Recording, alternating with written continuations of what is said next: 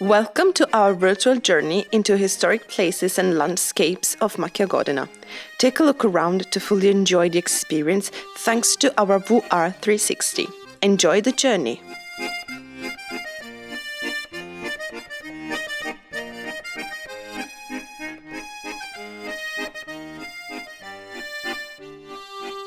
The castle of Macchia Godina was built by the Langobards on top of a calcareous rock, which dominates the valley of Boiano, situated in the high valley of the river Biferno, crossed by the way that links Isernia to Campobasso, Benevento and Termoli, and where once was the Tratturo Candela Pescasseroli. This borough was once surrounded by walls which had 3 doors: Porta Maggiore, Door of the Market, Porta Vecchia and Porta Covaccia. At the beginning, the fortress had 4 towers. Now we just can see 3 of them because the last one has fallen, probably during the earthquake in 1805. All the windows and the balconies that we can see on the face of the wall have been opened during the adaptation of the fortress to a residential place. The marble lion that is in front of the castle comes from an ancient Roman cemetery and has been used to enrich the front door of an old church that once was in the same place of the Church of Sant'Antonio. Inside the castle, there is this beautiful ancient library which contains antique furniture and bookshelves full of books of great value written by doctors, magicians and lawyers. In another room of the castle, there is the nativity scene which has been realized, prepared and donated to the City Hall of Macchia Godina from the famous professor and writer Rita Notte from Pastina, Castelpetroso.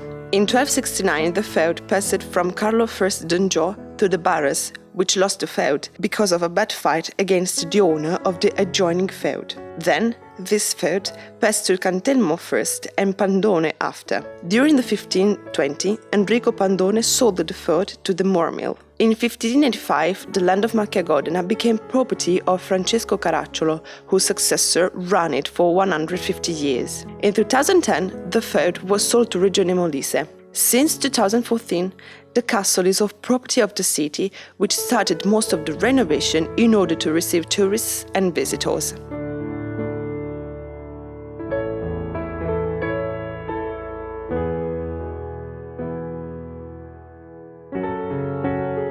The tower, which is close to the building of Porta Nuova, had many tasks, most of which were the ones of check, control and alarm of unexpected events.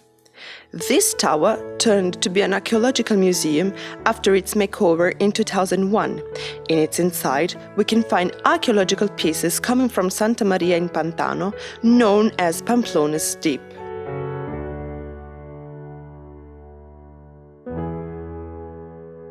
The city of Macchia Godina is the national headquarters of Borghi della Lettura, and the square, which has been opened in June 2017, has a big role concerning the tourism in this village, which links over 60 borough and 14 Italian regions. Thanks to this network, the city of Macchia Godina has grown its tourism. In fact, so many visitors came here to visit not only the castle, but the square of Reading too, which has its wonderful landscape over the valley.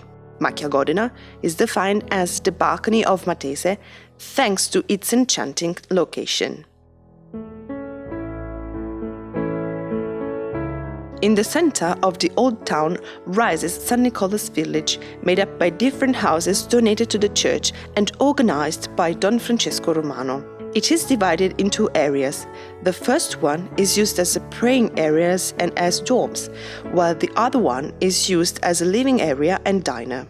This village guests all the pilgrims whose aim is to research of the inner self and inner discovery.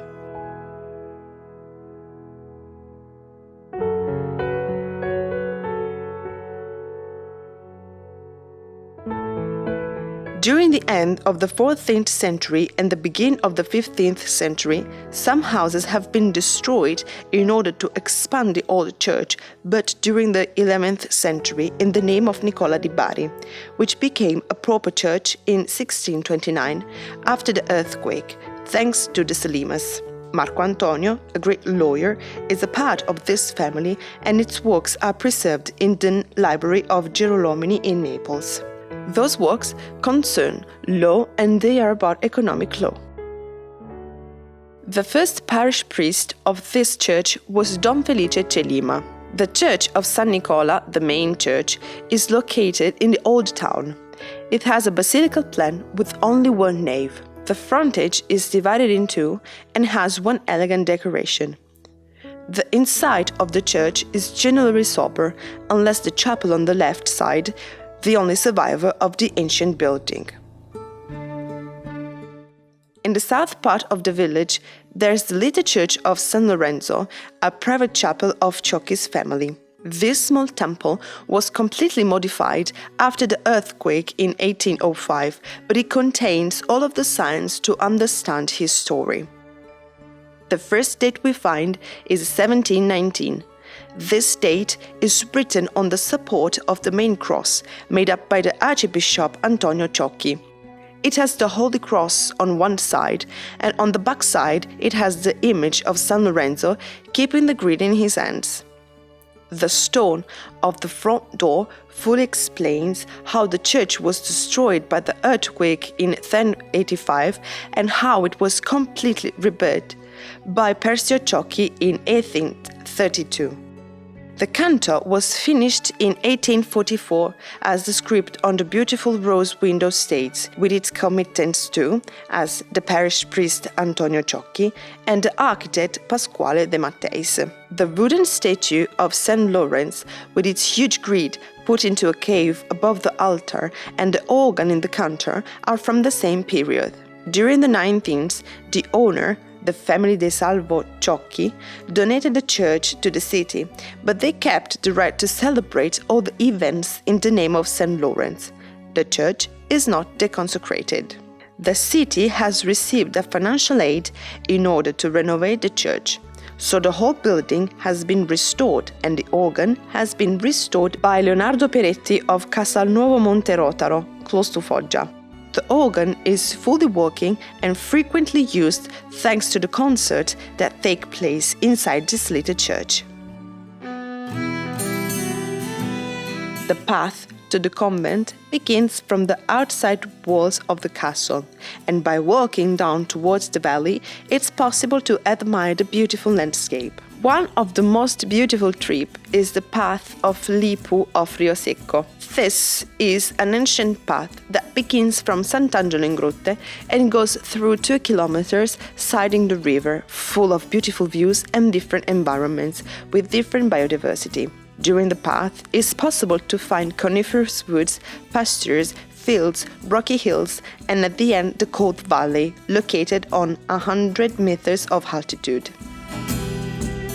The whole path is sided by signs and illustrations showing all the plants and the animal life of each environment. Every year, the city of Macchiagodena organizes the ecological walk on this path.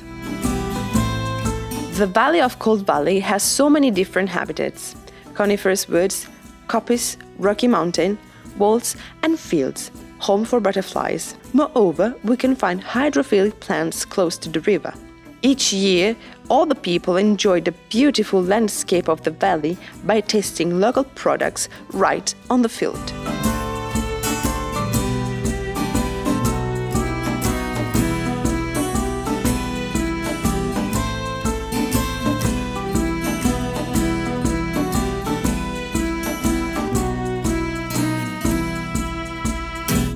The legendary chapel of Pellestrina, or Madonna del Carmine, is located on top of a height, close to a pure drinking water coming out from a fountain. This little church was destroyed by the earthquake of the 5th of December 1456, the day in which Macchiagodena had 350 victims out of 280 inhabitants. The small church, lying on the side of the mountain, consists of a single room without sacristy, inside which there is an altar, with an overlying niche for the Virgin, while on the roof, in a tiny bell tower, hangs a bell of 10 kilograms.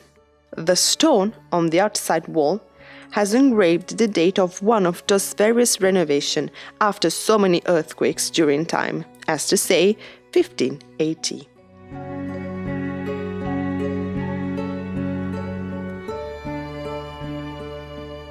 The Palace of the Mountain rises at 112 meters of altitude on top of a cold valley. This establishment has been built during the fascist period in order to guest the soldiers. Then it became the headquarters of the forest ranger. Then it has been abandoned.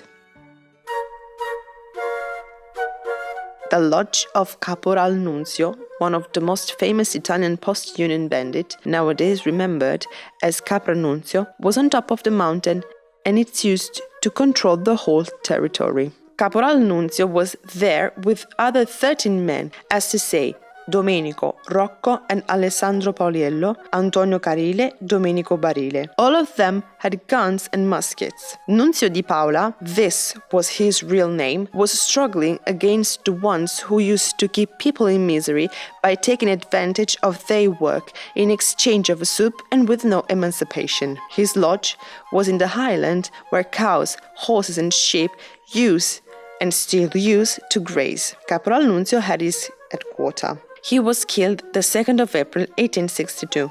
After his death, Macchia Godina was destroyed by the bandits of Capra Nunzio and then from other bandits. Nicola Coppola, which has been kidnapped in 1864, has been hidden for a long time inside Capra Nunzio's lodge. Pampalone's Deep, or Achilles' Plan, has an important role concerning all the studies on pro-Roman settlement, and its mid-coast position emphasized the site before the Samnite War and its relationship with the road network that was unknown until now. The main road of the territory was a rural way, still available, that starts from Centomali, goes through Incoronata, San Sisto, Santa Maria in Pantano, and leads to Pampalone's Deep to get over it and reach Colle San Martino, where there's a small temple that has been discovered recently.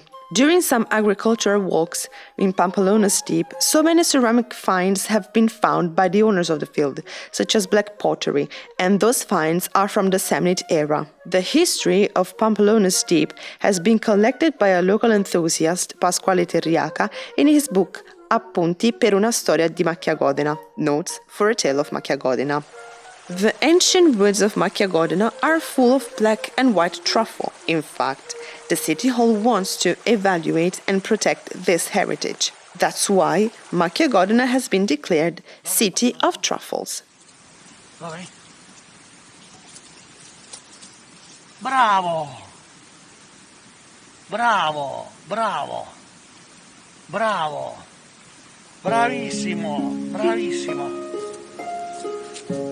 Bravo! Marchese Caracciolo built a tiny church in name of Sant'Onofrio right outside the wall of the village, where now stands the church of the ex-convent. The church was surrounded by wood, and it was particularly worshipped. Then, Macchia Godina passed to the feudo of the Marcheses de Luca, and the church fell. Don Antonio de Luca, Marquess of Macchia Godina, rebuilt the church in 1727 in name of Sant'Onofrio, St. Matthew, and the Virgin Incoronata. The Marquis commanded a painting on the front of the wall, which represented the Virgin, Sant'Onofrio with the deer, St. Matthew, and on the bottom his emblem. The painting is still there. The Church of Sant'Onofrio was given to the Franciscan monks who built the convent in the name of Sant' Antonio. In 1805, a terrible earthquake damaged the church, but the monks rebuilt it. In 1929, the church was renewed thanks to the help of the citizen. Down to the basement rest the remains of Beato Fra Donato di Macchia Godina, likely to be a saint. There are so many rites and works on him, especially before the World War I. Inside the same building, there's the City Hall of Macchia Godina. The stone of the front door fully explains how the church was destroyed by the earthquake in 1805 and how it was completely rebuilt by Persio Ciocchi in 1832.